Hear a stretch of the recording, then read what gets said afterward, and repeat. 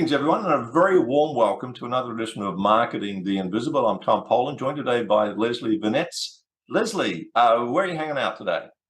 Today, I am in Chicago, fresh off of 6 weeks living the digital nomad life in South America. Holy dooly, 6 weeks in South America. Wow, that you rock, and you missed your SoulCycle, I bet.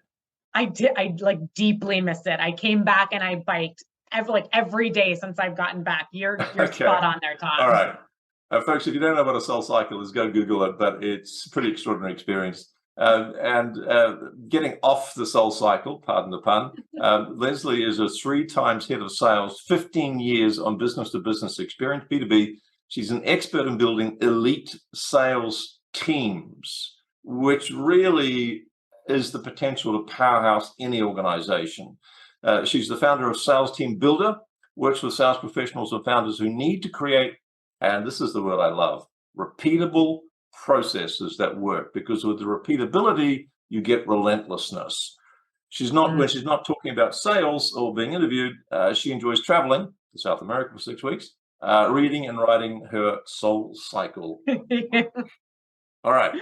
Leslie, our title is Social Selling and Dark Social for B2B. Our 7 minutes is going to start as soon as I find the go button on the app. Here we go. It's going to start now. Question number 1, who is your ideal client? Ooh, okay, I'm on the clock. Ideal client is going to be a sales leader or founder, but it's a mentality thing. Somebody that understands old ways of selling, don't serve them, and don't serve our buyers anymore. Interesting. Old ways of selling. Question 2, over 6.5 minutes left. What's the problem you solve for them? What is the problem? Helping them create those meaningful connections with their prospects and with their customers. Meaningful connections. Is that part of what was missing in the old? I think so. Absolutely. What was the old school way? It was, I'm the account manager. I need this. It was so seller-centric. And now we have this amazing opportunity to use things like social to be a part of the conversations that our customers are having, and to really lead with more value, more relevance. And I think just start the relationship from a place that's a lot more about them and a lot less about us. Perfect. Thank you for that. Question 3, 6 minutes left. Let's talk about some of the typical symptoms. Someone who really needs you and your services and what you do, what's going to be going on in their business or their life where they go, yeah, I'm manifesting those symptoms. I need to find out more about what Leslie does. Okay, in their life really made me chuckle, because I do work with a lot of early stage companies. So they're trying to come out of founder led.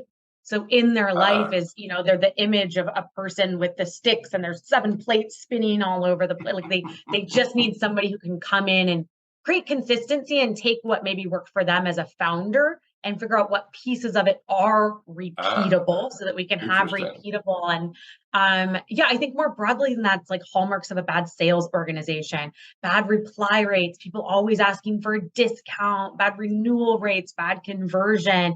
We can fix that with repeatable processes. So they might be getting revenue in, but there's a bunch of leaks in their bucket, so to speak. Yes. And it's all a bit ad hoc. It's all a bit random. I wonder what we're going to do this month with sales. Okay. So what would you say? I mean, we're talking about generally founders and organizations that are moderately successful, if not very successful. So they're growth oriented is what I'm saying. And they're going to try stuff, and some of those things aren't going to work. Maybe get the whip out on Monday morning to the sales team and drive them harder or whatever. What would you say are some of the common mistakes that people make when they're trying to solve this sales problem? 4.5 minutes left. Common mistakes. I think one of them is that they jump straight to scaling. Like, it's such a buzzword, right? We're going to scale to the moon. And they forget that it's essential to build those foundations of repeatable processes first. I think in the context of this conversation, Tom, one of the huge errors I see organizations make is either not wanting their sales reps on social or not believing that having a social presence is going to help them become a better salesperson or to generate more leads. They still have that very siloed view that marketing is social and sales just needs to be on the phone. And that's bad. Interesting. And there's often a wall between sales and marketing, isn't there? And the bigger the organization, normally the thicker the wall. So Unfortunately, it is. But the leading organizations, folks that are just smashing revenue, beating their competitors, they're taking down those walls and eliminating silos. We're on the same interesting. team.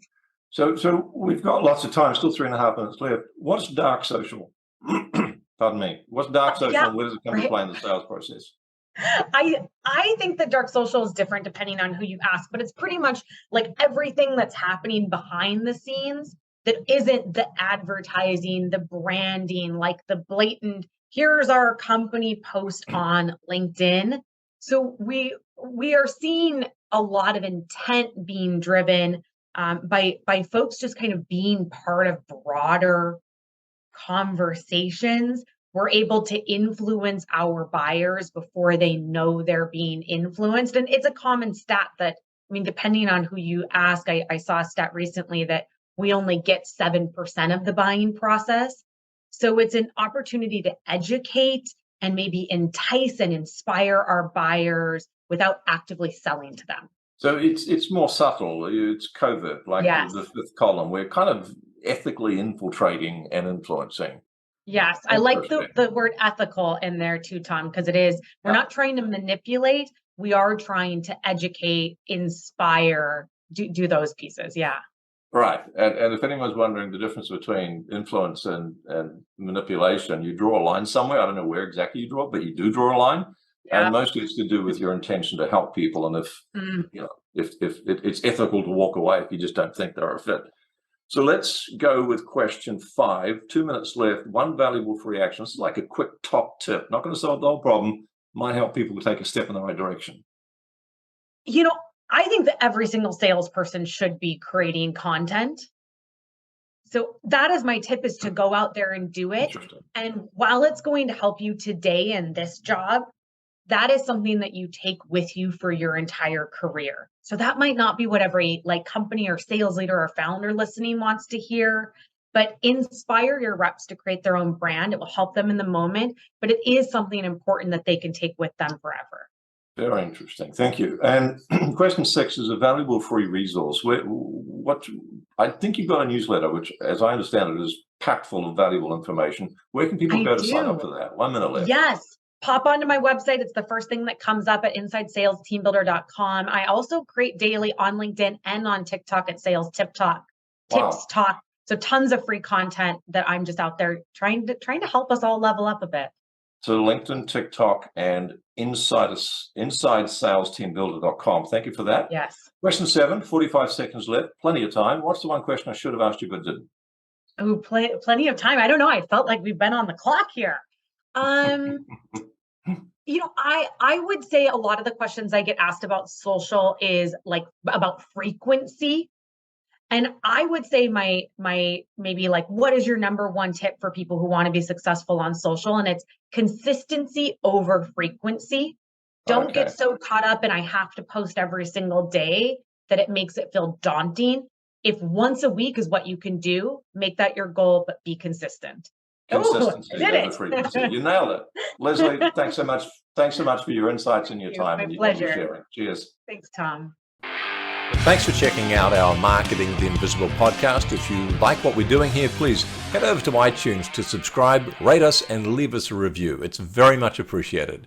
And if you want to generate 5 fresh leads in just 5 hours, then check out www.5hourchallenge.com.